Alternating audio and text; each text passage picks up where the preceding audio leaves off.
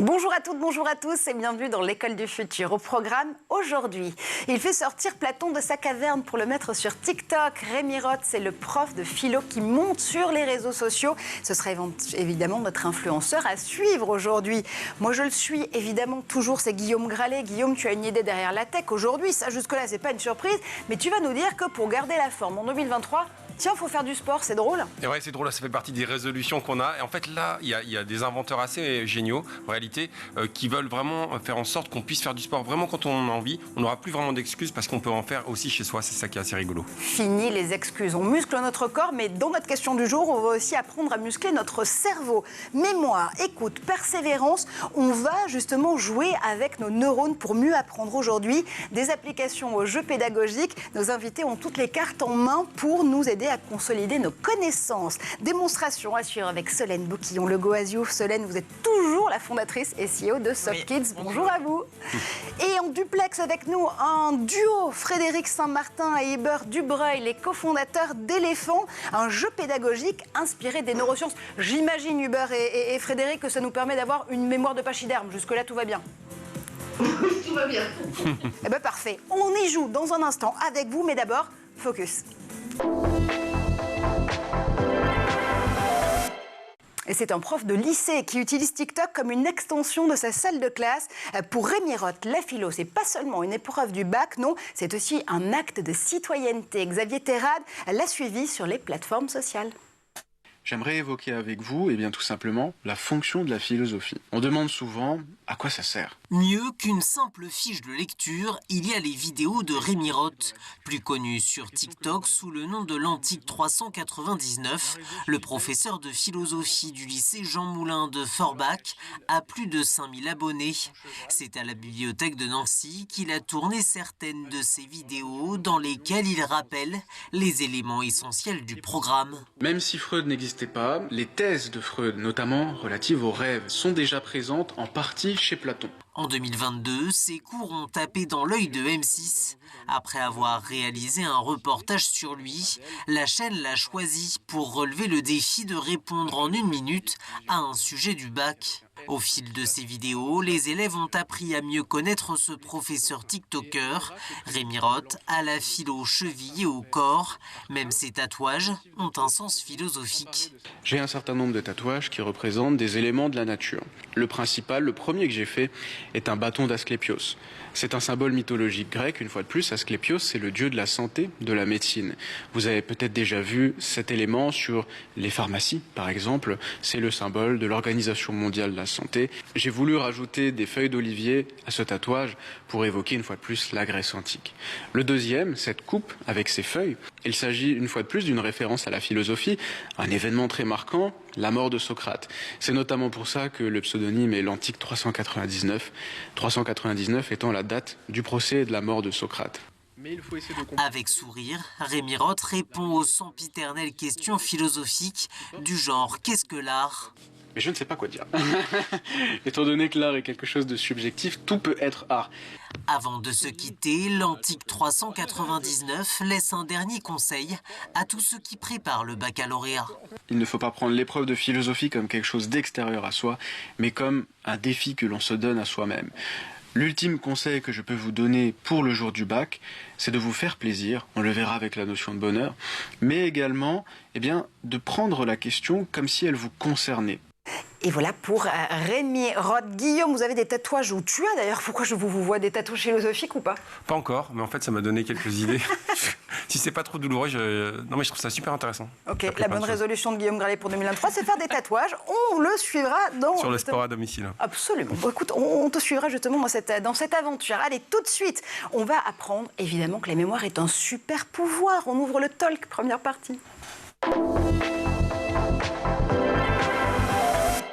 Et aujourd'hui, pour plonger au cœur des secrets du cerveau et de l'apprentissage, Solène Bouquillon-Le Goasiou, fondatrice et CEO de Soft Kids, est à nos côtés. Également duplex, Frédéric Saint-Martin et Hubert Dubreuil, cofondateurs d'Éléphant. Bonjour à tous les trois. Merci d'être avec nous. On a envie de, justement, aujourd'hui, avec vous, de se dire qu'on va pouvoir jouer avec notre cerveau, avec nos connaissances et surtout avec quelque chose qui est devenu un credo pour vous, Solène. C'est soft skills, c'est compétences socio-comportementales qui nous permettent justement de pouvoir développer plus d'empathie, développer également plus d'esprit critique, développer plus d'apaisement aussi peut-être pour les enfants. Est-ce qu'aujourd'hui on peut se dire que les soft skills, c'est plus que jamais quelque chose qu'il faut adopter en 2023 ? Plus que jamais, oui, c'est indispensable. Tous les pouvoirs publics le disent, que ce soit à l'Éducation nationale ou encore Santé publique France. Ça devient en fait l'élément différenciant pour à la fois réussir à l'école, mais aussi pour être bien au quotidien et pour réussir sa vie professionnelle après. Alors, pour réussir notre vie professionnelle, il va falloir d'abord revenir à notre vie scolaire, en l'occurrence CM1, CM2 notamment. On le fait avec vous, Frédéric et Hubert, puisque vous êtes les deux concepteurs d'une méthode avec des flashcards, un jeu de cartes donc. Ça s'appelle Éléphant. Je m'amusais tout à l'heure en sommaire en disant que ça nous permettait d'avoir évidemment une mémoire de pachyderme, mais c'est un peu l'idée, en l'occurrence. On se soulage de la corvée des devoirs, des révisions grâce au jeu. Est-ce que je l'ai bien dit ? Oui, tout à fait. L'idée, c'est qu'une mémoire à long terme, elle s'installe dans le temps, avec du temps. Donc, on a créé cet outil-là pour que les enfants se rendent compte que mémoriser, ça prend du temps et ça s'inscrit dans cette ligne de temps-là. Je ne sais pas si vous voyez, mais notre petite fourmi qui est ici, j'inverse. Notre petite fourmi qui est ici... va grandir en fait. C'est compliqué. J'avoue que l'exercice est quand même pas simple. L'exercice qu'on vous fait faire est quand même pas simple, j'avoue. C'est pas simple. Mais l'idée, c'est de pouvoir rentrer dans cette ligne du temps et de reprendre des connaissances régulièrement, mais pas que la première semaine où on apprend les choses, mais pouvoir les reprendre une fois par semaine pendant 4 semaines, puis au bout de 15 jours, au bout de 3 semaines, au bout d'1 mois, parce que la mémoire à long terme, elle s'installe en revenant régulièrement sur nos connexions, parce que ces connexions, naturellement, elles vont se défaire, et qu'il va falloir introduire la production d'une protéine qui va permettre de stabiliser ces connexions. Et ça, c'est la fameuse méthode de la répétition, fragmentée, répétée, espacée. Alors, fragmentée, c'est sous le format d'une flashcard, c'est-à-dire qu'on a une question et puis derrière une réponse. On va essayer de répondre à cette question. Et si on répond à cette question, on peut la ranger dans cette boîte, dans le plus, parce que je le sais. Mais si je ne le sais pas, par exemple, je vous pose la question. 5 x 12. 5 x 12. Guillaume Gralet. 60, peut-être. Non. Est-ce que c'est bien 60 ? Mais c'est bien. Mais bravo, Guillaume Gralet. Je me suis trompé. C'est mon joker, je le sors à chaque fois. Je corse. 8 x 12. Donc 8 x 12, eh bien, ça fait 106. Non, c'est 96, pardon. 96. Donc là, je peux le mettre dans le plus ou moins. Parce qu'il y a une première réponse qui n'était pas tout à fait juste. Vous avez fait vos autocorrections. Donc, on peut le mettre dans le plus ou moins. Et on fait ça, en fait, avec une quinzaine de cartes. Toutes les semaines, on va travailler. Et puis, on va faire avancer ces cartes dans un chemin du temps pour pouvoir les réitérer régulièrement. Votre fameuse réponse qui était hésitante, elle sera moins hésitante en fin de semaine. Puis elle sera mise au repos, puis vous allez la reprendre une fois par semaine, pendant 4 semaines, puis le petit chemin, pour consolider cette connaissance et qu'il n'y ait plus d'hésitation. Donc il y a vraiment ce cheminement, on l'entend, sur la progression des apprentissages, des connaissances qu'on va refaire venir. On va faire appel justement à nos neurones pour pouvoir réactiver ces connaissances au fur et à mesure. Le constat que vous faites, en tout cas, Frédéric et Hubert, c'est que le par cœur, ça ne marche pas. Non. Il ne faut pas rabâcher, ça ne sert à rien. Il faut se reposer cette question régulièrement à des moments qui sont clés pour pouvoir se reconnecter, mais répéter, reconnecter pendant, je ne sais pas moi, 10, 15 fois de suite, en fait, ça ne va pas installer la mémoire à long terme. La mémoire à long terme, elle va s'installer dans le temps. Il va falloir revenir sur ses connaissances petit à petit, mais pas le même jour. Réviser 4 heures d'affilée... Une veille d'examen, ça ne marche pas beaucoup. Ça s'adresse aux enfants de quel âge exactement ? Parce que je sais qu'il y a un parcours par programme scolaire qui est proposé. 330 flashcards, je crois, en tout, c'est bien ça ? Oui, alors nous aujourd'hui on a conçu des cartes un petit peu spécifiques pour le CP.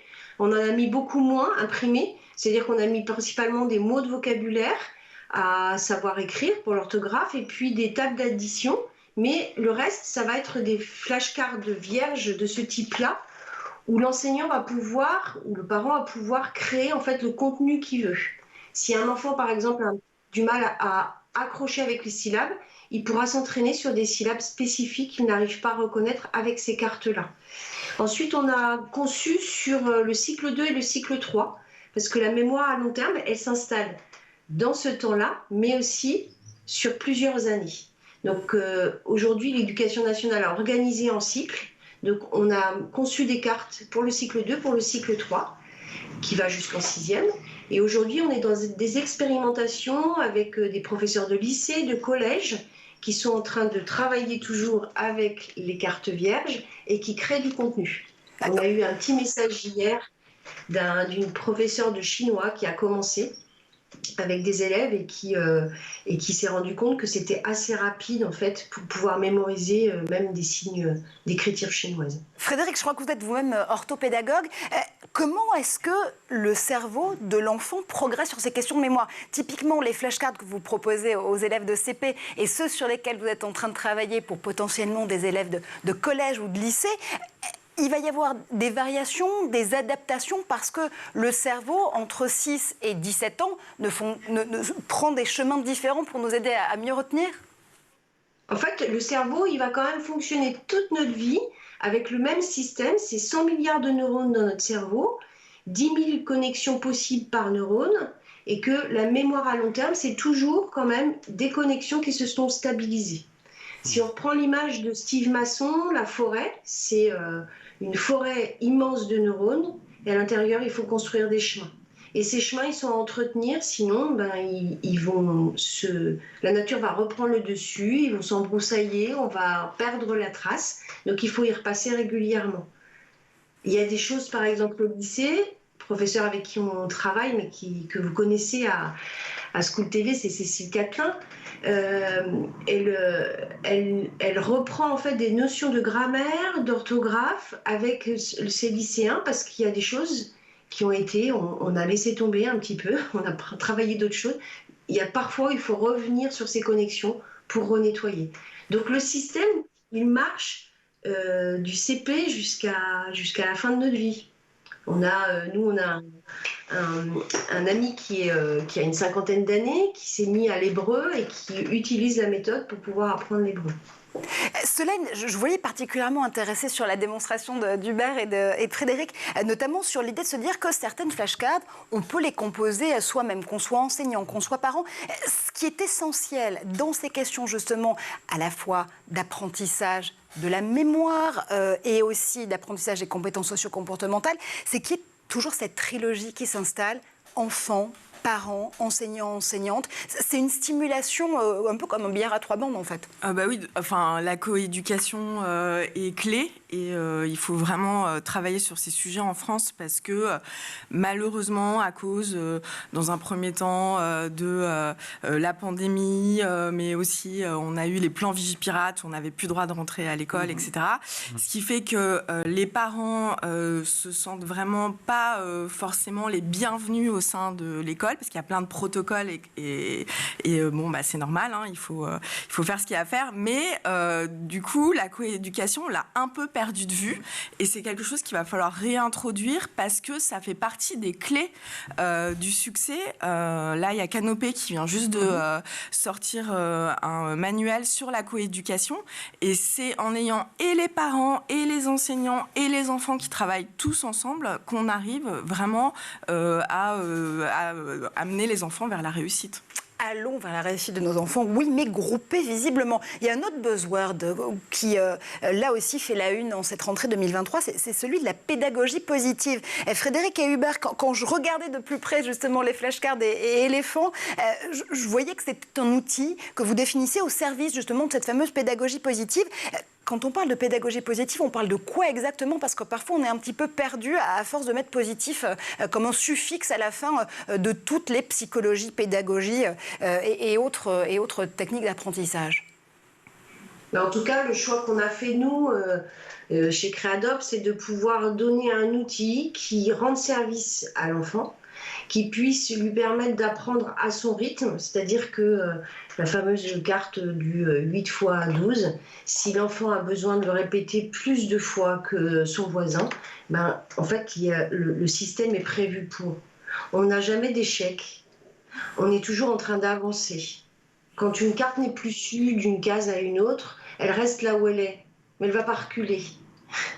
Et en fait, l'enfant, il est toujours en train d'avancer, à son rythme, parfois un peu plus lentement, mais c'est pas grave, en fait, ça s'inscrit dans le temps. C'est-à-dire qu'il n'y a pas de compétition, si je vous entends bien, Hubert, notamment, il n'y a pas de notation dans ce jeu. Non, c'est vraiment l'élève qui va se mesurer lui-même, décider de ce qu'il veut faire, de comment il veut avancer à son rythme. C'est lui qui dit « je sais » ou « j'estime que je sais » ou « j'estime que je ne sais pas encore ». Et en fait, petit à petit, il va même adapter sa façon de travailler pour être sûr lui-même de mémoriser comme il le désire, moyennant quoi ça va lui permettre de trouver de la sérénité. C'est-à-dire qu'il va pouvoir arriver à l'école en disant « ça y est, je sais que je sais ». Et ça, pour lui, c'est très important parce que c'est un moyen de prendre confiance en lui. On a vu des témoignages d'enseignants qui disaient « on voit des élèves qui lèvent la main maintenant dans la classe. Avant, ils n'osaient pas lever la main pour participer dans l'école. » Et ben ça, c'est nouveau. C'est grâce à la confiance en soi qu'a trouvé l'élève en faisant cette mémorisation à son rythme. Ouais, donc pour vous, si je vous entends bien, l'éducation positive et cette pédagogie, encore une fois, bienveillante et positive, c'est avant tout du très concret et de la confiance en soi gagnée à la clé. Guillaume, est-ce que si je te demande une définition de la pédagogie positive, tu peux m'en donner une ? Non, je crois pas, je suis pas sûr. En tout cas, je vais essayer parce que c'est vraiment basé sur l'encouragement et l'accomplissement de soi. On est un peu loin de la philosophie que j'aime bien de Ralph Waldo Emerson, c'est-à-dire qu'on encourage en permanence et c'est vraiment super, je pense. Bon, alors je te rassure, chacun et chaque spécialiste aujourd'hui a sa définition de la pédagogie positive. Le Conseil de l'Europe a même dû codifier une définition, c'était en 2006, je la cite au cas où. L'éducation positive, c'est un comportement qui vise à élever l'enfant et à le responsabiliser, qui est non violent et qui lui fournit reconnaissance et assistance en établissant, c'est pas fini, un ensemble de repères favorisant son plein développement. Solène, est-ce que vous êtes raccord avec cette définition ou pas ? Parce qu'encore une fois, c'est vrai qu'aujourd'hui, tout expert arrive avec sa définition de la pédagogie positive. Oui, moi je suis assez raccord avec cette définition. Moi je parle de bienveillance tout simplement. Je trouve qu'on fait des polémiques en France là où il n'y a pas lieu d'être et que voilà, on ne va pas utiliser les bons mots et tout le monde mélange pédagogie positive avec laxisme. C'est pas du tout ça. C'est respecter l'enfant, c'est l'accompagner, c'est être juste bienveillant. Là aussi, pour vous, Soft Kids, l'application que vous avez créée et qui fait de plus en plus d'émules, c'est un outil de cette pédagogie positive, bienveillante, en tout cas d'une autonomisation aussi bienveillante de l'enfant. Oui, tout à fait. Nous, dans la pédagogie, donc, soit avec Soft Kids for Family, on va développer ses compétences socio-comportementales avec ses parents. Avec Soft Kids for School, on va le faire en classe avec l'enseignant et avec ses camarades de classe. Et on fait en sorte que l'enfant apprenne à se connaître, connaisse aussi bien ses forces que ses points d'amélioration, mais aussi se donne des objectifs qui sont en adéquation avec ce qu'il est capable de faire. Et vraiment, on va l'accompagner progressivement vers le développement de ses soft skills. Nous, on dit on cultive les soft skills, on les cultive au quotidien. L'idée, c'est pas que tous les enfants soient super bons en tout, mais c'est qu'ils se connaissent et qu'ils arrivent à bien utiliser leurs compétences socio-comportementales au quotidien. Allez, on va continuer à cultiver la confiance en soi, la persévérance, la gestion des émotions, encore l'esprit critique et la mémoire, bien sûr, dans la deuxième partie de cette émission. Mais d'abord, on fait un tour du côté de la planète tech. Et c'est le zap d'Edouard Deniot, bien sûr.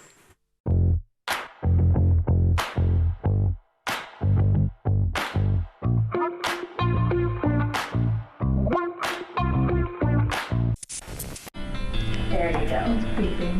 So now technically your device is on. Can you tell?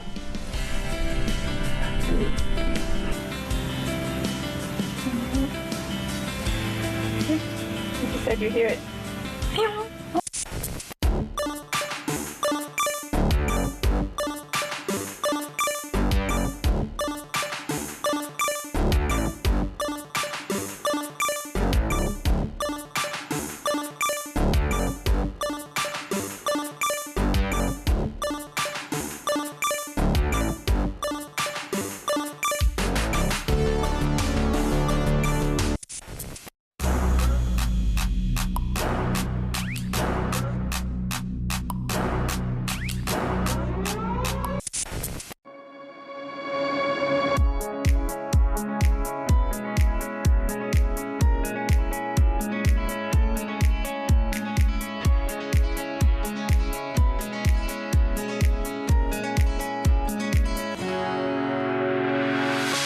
The sun lays so brightly up in the summer sky.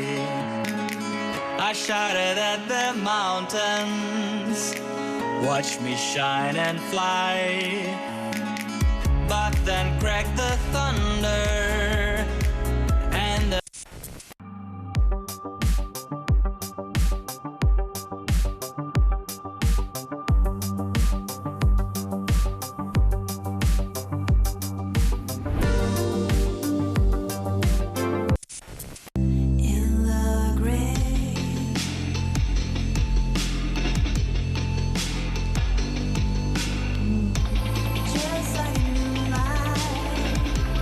Et vous êtes de retour sur le plateau de l'École du Futur, toujours en compagnie de nos invités du jour, et Solène Boquillon, le Go As You pour Soft Kids, et toujours en compagnie en duplex de Frédéric Saint-Martin et d'Hubert Dubreuil d'ailleurs, pour Éléphant, ce jeu pédagogique inspiré des neurosciences. Guillaume Gralet, comme toujours, est évidemment à nos côtés.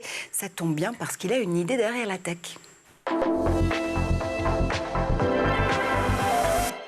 Et Guillaume, avec toi aujourd'hui, on va faire du sport, oui, mais pas n'importe lequel. Ouais, en fait, j'avais été étonné en regardant un peu les nouveautés qui sont sorties beaucoup en début d'année, mais qui vont arriver bientôt dans les prochaines semaines. Il y avait des idées qui peuvent passionner un public un peu pointu, comme des protèges tibia connectés, Tip Top, c'est né à Rouen, ou encore une planche de surf connectée qui est née à Osgore. Mais je me suis dit que je voulais regarder aujourd'hui ce qui peut intéresser un peu tout le monde, c'est-à-dire des objets qu'on peut également avoir chez soi lorsqu'on n'a pas forcément envie, lorsqu'il pleut, lorsqu'on a un peu froid. Et j'ai découvert des choses assez sympas, notamment un miroir qu'on peut avoir chez soi, un miroir qui a été mis au point par une start-up parisienne qui s'appelle Union, qui va en permanence nous observer. Il y a un coach, virtuel ou non d'ailleurs, qui peut intervenir en visio et qui peut vous encourager à travers notamment des micros, vous encourager à travers des séances de gym notamment. Il y a une autre entreprise française qui vient de Neuilly-sur-Seine qui s'appelle Barracoda, qui a été créée par Thomas Serval et qui a créé un système d'exploitation. C'est un peu un inventeur en série, je crois que tu le connais bien, Marjorie. Clairement, alors on a beaucoup de choses parce qu'en plus, je vous dis tout, les studios de School TV sont juste derrière son atelier. Juste derrière son atelier, voilà. Et en fait, lui, il a créé un système d'exploitation qui peut être utilisé par plusieurs miroirs connectés, comme B-Mirror, et qui, la particularité de B-Mirror, c'est d'observer en permanence l'état de votre peau et de vous donner quelques conseils. Ouais, absolument, il y a d'autres idées d'ailleurs pour faire du sport dans son salon, et pas forcément celle à laquelle vous pensez.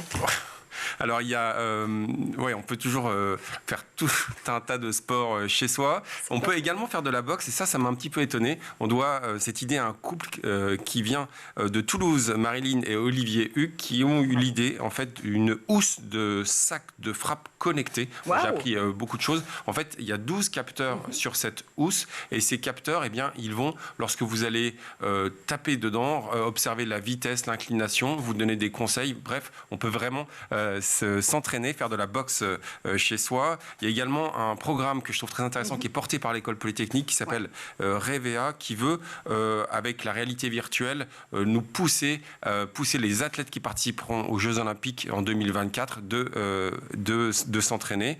Et puis, il y a également, ce que je trouve très intéressant, beaucoup de vélos d'appartement. Et là, on peut avoir également des fabrications très vertueuses, notamment une marque française de vélos d'appartement EXS Bike qui, elle, va fabriquer ces vélos en Loire-Atlantique. Et on se souvient évidemment des succès, notamment de la marque américaine Peloton pendant les confinements qui avait battu littéralement tous les records. Donc la tendance continue bien. Oui, c'est ça. Et puis ce qui est très sympa avec ce genre de vélo, c'est-à-dire qu'on peut partager ses scores, se donner des objectifs de manière positive, bienveillante, et ça peut être assez communautaire. Alors tu veux aussi nous donner l'impression littéralement d'être sur l'eau, de faire donc des sports de glisse sur l'eau. C'est dans le salon aussi que ça se passe ou pas du tout? Ça peut être dans le salon, ça peut être un peu partout. En fait, j'ai appris ça, c'est le 27 et 28 janvier auront lieu à Paris les championnats d'Europe d'aviron indoor. Alors, c'est une discipline qui intéresse énormément de monde. Ça, j'ai parlé avec des personnes et on voit des fabricants comme Nordic Track ou encore Hydro qui sont américains, qui sont très installés. Mais il y a également un modèle qui s'appelle RP3 Dynamique. Alors, la personne qui m'en a parlé m'a véritablement mimé ce mouvement, c'est-à-dire que vous avez l'impression de progresser, voilà, d'utiliser des rames, mais également, c'est-à-dire que les mouvements font comme si vous étiez vraiment sur l'eau, c'est assez bien fichu. Et il y a également à suivre une entreprise qui fabrique des pirogues, mais pour l'instant, elles ne sont pas connectées. C'est à anglais, cette fois-ci, des pirogues françaises. Bah décidément, tu mets vraiment le Pays Basque à l'honneur, là, aujourd'hui. Je vais continuer à ramer, moi, pendant cette chronique, oui, mais pour te demander si, ce qui est important aussi, quand on veut progresser en matière de sport, c'est aussi de nous montrer nos erreurs et parfois nos chutes.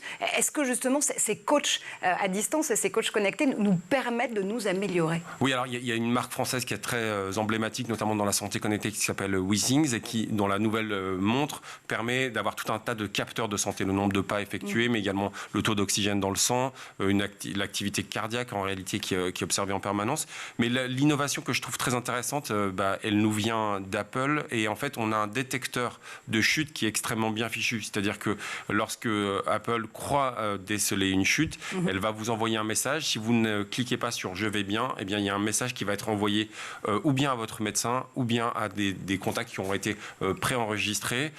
Ça peut paraître un peu intrusif, mais ça peut également être très utile en temps de chute, en escalade par exemple, mais également chez vous si ça vous arrive. Absolument, je crois qu'il y a d'ailleurs une anecdote, c'est plus qu'une anecdote, même une info très importante qui a sauvé la vie, notamment d'une consommatrice, d'une porteuse d'Apple Watch, il n'y a pas si longtemps que ça, aux États-Unis. Merci en tout cas pour nous aider à pouvoir essayer de tenir ces bonnes résolutions ce début d'année 2023. Solène, le sport connecté, le sport dans son salon, oui, mais justement avec autant de performance, vous achetez ou pas? Non, je crois pas. Ouais. Chaque fois, je m'y mets, mais j'arrête. Ouais. Il n'y a pas forcément besoin de beaucoup de matériel, tu le disais, oui. Marjorie. C'est-à-dire qu'on peut faire du sport sans beaucoup de matériel connecté, c'est aussi ça qu'il faut retenir. On n'a pas toujours besoin de consommer davantage. Le sport, ça démarre par la marche, figurez-vous. Et oui, Solène, évidemment, vous restez à nos côtés. Guillaume, tu es toujours avec nous. Frédéric et Hubert sont aussi avec nous pour la deuxième partie de cette émission. Parce que dans notre question du jour, on continue à parler justement de notre cerveau et de nos compétences socio-comportementales. Pourquoi sont-elles une chance pour réapprendre à apprendre? On continue à en parler tout de suite.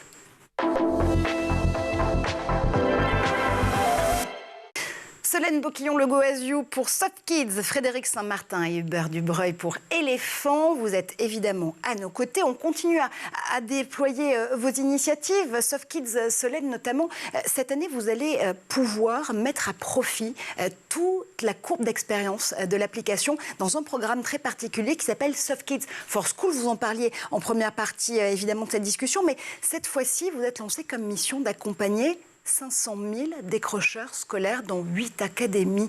C'est un chantier immense. Oui, donc en fait, on est membre du consortium Bien à l'école, qui est porté par professeur Bob. On a gagné l'appel à manifestation à intérêt de l'éducation nationale l'année dernière.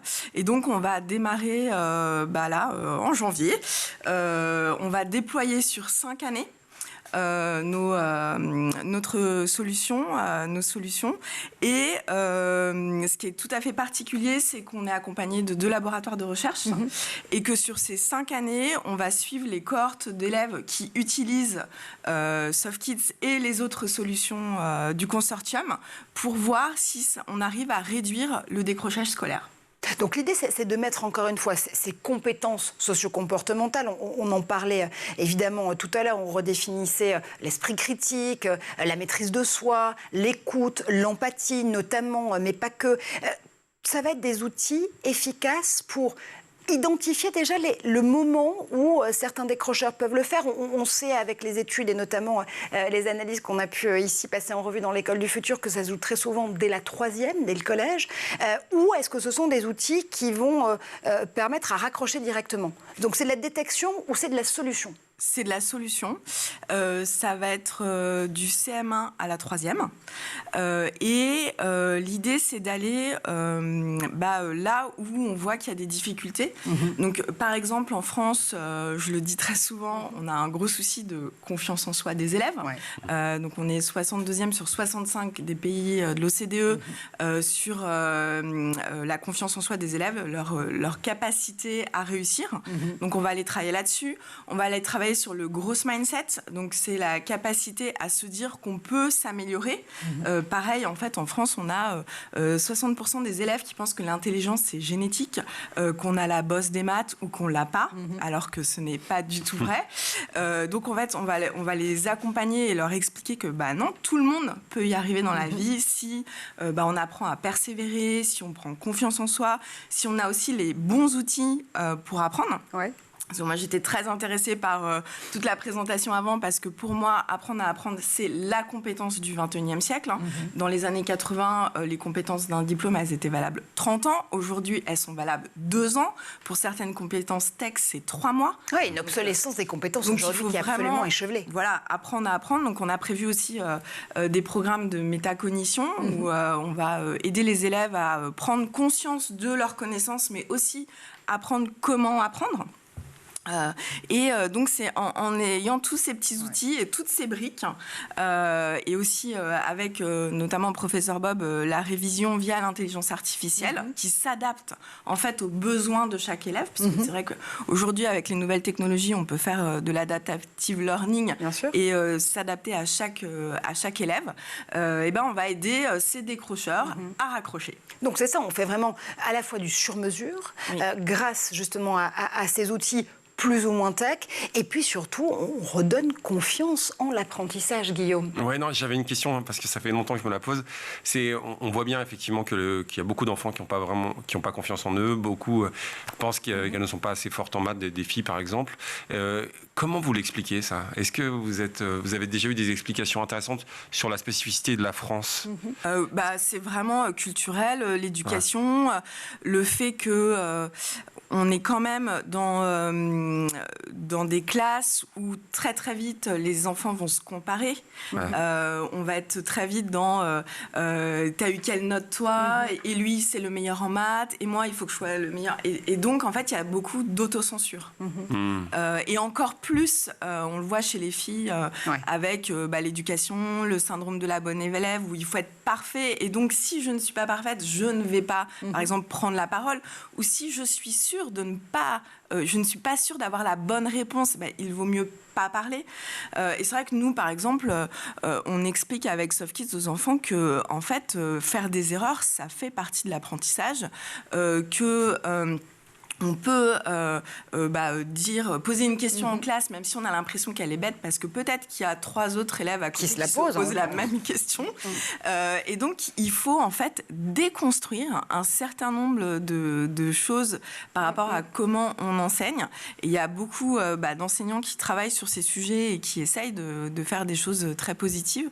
Mais il faut les accompagner parce que ça ne fait pas partie du socle de formation à l'éducation nationale. Et on ne le répétera jamais assez, il n'y a pas de questions bêtes. En l'occurrence, toutes les questions peuvent être posées. Tiens, par exemple, les miennes. Justement, je reviens vers Hubert et vers Frédéric, parce que ça, c'était très important aussi dans les premières propositions que vous faisiez dans cette émission, le fait de se dire que donner confiance en soi, parce qu'on va permettre à ces enfants, par le jeu, par des applications, de se redonner les clés, de pouvoir comprendre, de pouvoir apprendre et de savoir dire en classe, en arrivant, même dans la cour de récréation, ça y est, j'ai compris. Et moi, je sais aussi, comme les autres, c'est fondamental, encore une fois. C'est cette confiance qui va pouvoir débloquer tout le reste, en fait, et toute la réussite scolaire.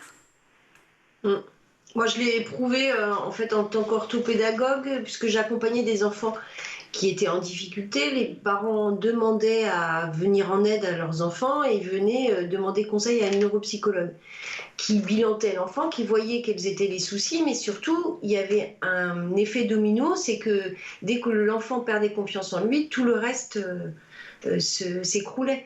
Et que la première chose qu'on avait, le vrai travail qu'on avait à faire, c'est de pouvoir lui redonner confiance. Souvent, les enfants, ils confondent aussi, vous parliez tout à l'heure de l'intelligence, ils confondent aussi mémorisation et intelligence. Et c'est pas parce qu'on ne sait pas encore bien mémoriser qu'on n'est pas intelligent. Donc, il y a beaucoup d'enfants à qui j'ai pu juste redonner confiance en eux en disant, tu vois, tu sais apprendre.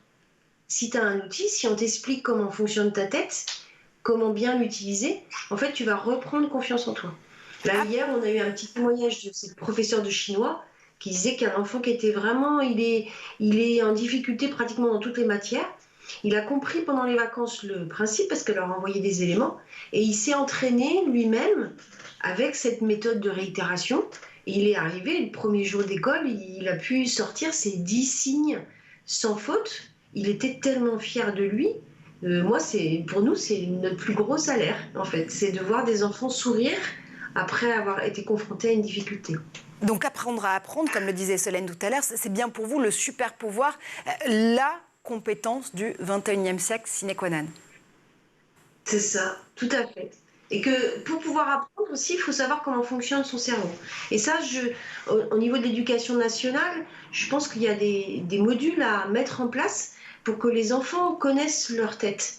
On connaît notre corps, on sait quels sont nos besoins pour avoir de l'énergie, comment on respire, comment on va oxygéner nos muscles, comment on mange, comment on digère. Mais il n'y a pas encore vraiment de module de formation pour les enfants sur comment fonctionne ta tête. Ton cerveau, c'est quoi? Il est fait de quoi? Comment tu l'utilises? Mais pour pouvoir justement... Hubert, allez-y. Et j'allais dire surtout, ce qui est important, c'est de bien expliquer, à la limite, comment on oublie, parce que finalement, en contrepartie, du coup, on va savoir mettre en place une stratégie pour mémoriser facilement. L'idée, c'est pas de mettre un enjeu énorme sur la mémorisation. L'idée, c'est de consacrer très peu de temps quotidiennement. C'est là où je parle de stratégie, c'est qu'il vaut mieux faire un petit peu tous les jours, très très régulièrement, et très très rapidement, les élèves vont se rendre compte que ça fonctionne sans beaucoup d'efforts. Et c'est ça qui est génial. Mais la condition, c'est la régularité. Et d'instaurer cette stratégie, plus tôt on le fait, et plus tôt on apprend aux élèves dans le primaire à mettre en place cette stratégie, plus vite ça va leur rendre service, mais pour l'ensemble de leurs études. La méthode qu'on préconise, elle est la même pour préparer le concours de médecine. Si vous voulez mémoriser une foultitude de choses pour le concours de médecine, c'est exactement la même méthode. Et c'est un gain de temps énorme en fait, parce qu'au bout d'un moment, tout est mémorisé en mémoire à long terme, et on va pouvoir éviter la surcharge cognitive énorme qu'on peut rencontrer quand la mémorisation n'est pas faite. Ouais, là aussi, il faut faire aussi de la sobriété énergétique de notre cerveau, si je vous entends bien. Vous lisez dans mes pensées, Hubert, parce que c'est exactement la question que j'allais vous poser à tous les deux, enfin tous les trois même, Frédéric, Hubert et Solène. Il faut combien de temps pour développer, pour cultiver ensuite la mémoire, ces soft skills? Je crois que Solène, vous dites qu'en 10 minutes par jour, grâce notamment à la méthode soft skills, vous arrivez à accompagner les enfants. Chez Éléphant, c'est 15 minutes par jour pour des révisions réussies. C'est en fait ce que nous donnait Hubert comme élément, c'est ça. La clé, c'est la régularité. 10 minutes, ça suffit, mais il faut être régulier dans les efforts qu'on... Comme tout, il faut toujours être régulier. Et puis, je pense qu'il y a un autre enjeu, c'est l'enjeu d'éducation des adultes. Parce que moi-même, je suis maman et voilà, la seule chose qu'on m'a dit à l'école, c'est apprends par cœur. On m'a jamais appris comment apprendre. On me disait, tiens, il y a une poésie. Et puis, comment je fais Voilà, c'est le néant. Et donc, les parents ont tous ça ça en tête, ont tous leur propre expérience et mettre en place des nouvelles méthodologies d'apprentissage, expliquer à ces enfants qu'il faut planifier ses révisions sur la semaine et réviser 10 minutes tous les jours au lieu de réviser 1 heure la veille, ce n'est pas ce que nous, en tant que parents, on nous a appris à l'école. Et donc, il y a un enjeu aussi d'éducation des adultes sur tous ces sujets d'apprentissage pour, en fait, faciliter la vie et arrêter avec tous ces mythes de l'apprentissage par cœur qui ne fonctionnent pas. Non, visiblement, clairement, au moins, on aura compris une chose aujourd'hui, le par cœur, ça ne fonctionne pas. Messieurs, dames, ça veut dire quoi? Ça veut dire qu'en tant qu'adulte référent, il faut qu'on change, nous aussi, nos référentiels, très clairement. Il faut qu'on réapprenne à apprendre, nous aussi, Guillaume. Ouais, moi je l'expérimente au quotidien avec, en étant papa de 2 filles qui ont 12 et 14 ans. Et c'est vrai que il faut vraiment, je pense, aller dans l'encouragement. Je pense que ça fonctionne pas mal du tout. La question que je me posais également tout à l'heure, c'est, on voit bien la spécificité de la France. Vous parliez d'une très très mauvaise place dans l'OCDE sur la confiance en soi. 62e place sur 65, c'est ça? Oui, mais c'est surtout sa capacité à réussir, 62e. Pareil sur l'anxiété des élèves, on est 57e. Sur 65, parce qu'on n'en a pas trop parlé, mais il y a aussi tout ce qui relève des émotions. Il y a un certain nombre de recherches scientifiques qui ont démontré que pour bien apprendre, il faut savoir accueillir ses émotions, puisqu'en fait... Et déjà les reconnaître. Et les reconnaître, parce que si vous avez une émotion négative, par exemple la première fois que vous apprenez à écrire, ou la première fois que vous apprenez à faire une division, votre cerveau ne voudra pas y revenir. Donc il faut apprendre à reconnaître ses émotions pour pouvoir bien apprendre. Et tout ça, c'est des choses que malheureusement, on n'a pas encore développées à l'école et on va s'y mettre. Guillaume. Merci. Non, mais je voulais savoir également si vous avez quelqu'un qui est un élève qui n'a pas vraiment confiance en lui, si on met en place les méthodes très intéressantes que vous préconisez, il faudrait combien de temps en réalité pour que ça porte des fruits? Alors par exemple sur ce dont je parlais, par exemple le growth mindset, sur la capacité à se dire qu'on peut réussir et donc à reprendre confiance en soi. La seule étude qui a été faite en France, c'est avec l'association Énergie Jeune. Ils ont fait une thèse sur le sujet et eux, en fait, avec juste 3 heures en classe, donc en fait ils interviennent 3 fois dans l'année, 1 heure, avec des vidéos, avec des exercices de prise de confiance en soi, on améliore les résultats scolaires de 17 points. Juste en une année, quoi. En une année avec 3 heures. Okay. C'est extrêmement rapide, en effet. Ouais. Mais là, toujours, pareil, la condition, c'est la persévérance et le fait de pouvoir vraiment se caler sur un rythme où un peu, chaque jour ou chaque semaine, avec ces 3 heures, on va pouvoir justement progresser. Frédéric, Hubert, qu'est-ce que justement on peut imaginer comme développement pour éléphants? On l'a dit tout à l'heure, vous imaginez peut-être aussi adapter ce jeu aux collégiens, aux lycéens et aux lycéennes. Est-ce qu'une application aussi pour pouvoir diffuser plus loin peut-être le jeu est envisageable? Oui, c'est d'ailleurs en développement. L'application va être bêta-testable au cours du printemps. Pour nous, ça a été très important de démarrer avec un outil physique parce que ça rend les choses tangibles. Et notamment au primaire, pour les élèves, c'est très très important de pouvoir manipuler, de voir ce qui se passe. Et par ce jeu-là, tout simplement, on explique ce qui se passe dans le cerveau. Maintenant, il faut passer à l'application va nous permettre de transporter cet outil à la maison. Et quand l'élève l'a utilisé dans la classe, le soir, quand il y a une petite notification sur le téléphone de papa ou maman, avec une petite révision à faire qui va durer 3 minutes, ça permet déjà de mettre en lien le papa et l'élève. Et ça, je trouve que c'est fondamental, parce qu'ils vont être ensemble pour faire cette chose-là. Et puis, ça transporte l'outil à l'extérieur. Donc, l'énorme avantage, c'est qu'on va développer donc une plateforme qui va permettre à tous les enseignants de créer du contenu. Il y a donc une communauté d'enseignants qui va se créer petit à petit pour toutes les disciplines, toutes les matières. Et puis surtout, ça va permettre de mettre en valeur les enseignants. Et notre objectif aussi, c'est que que cette application soit un outil de lien entre les élèves et leurs profs, mais aussi les parents, puisque cette application permettra qu'il y ait des messageries entre les parents, les élèves, les professeurs, qu'un élève puisse dire à son professeur « j'ai pas compris telle explication ». Et s'il n'a pas osé lever la main pendant le cours, il pourra, entre guillemets, lever la main grâce à l'application. Et à chaque fois, c'est l'élève qui va manager l'application. Nous, on veut que chacun garde son entière liberté, que chacun se manage lui-même. Et c'est pas l'application qui va manager l'élève, c'est l'élève qui garde la main, qui se responsabilise et qui grandit tranquillement à son rythme.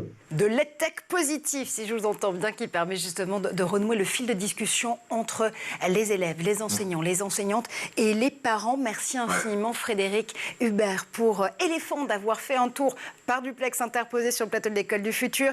Solène, prochain développement, c'est donc cette métacognition apprendre à apprendre que vous lancez avec Soft Kids et Soft Kids for School à partir du mois de février. Merci comme toujours d'être venu sur ce plateau et merci à Guillaume Gralet évidemment et ses idées derrière la tech. Faites du sport, vous voyez, ça conserve visiblement. Et on se retrouve nous dès demain pour un prochain épisode de l'École du Futur avec Guillaume Gralet. Conservez donc.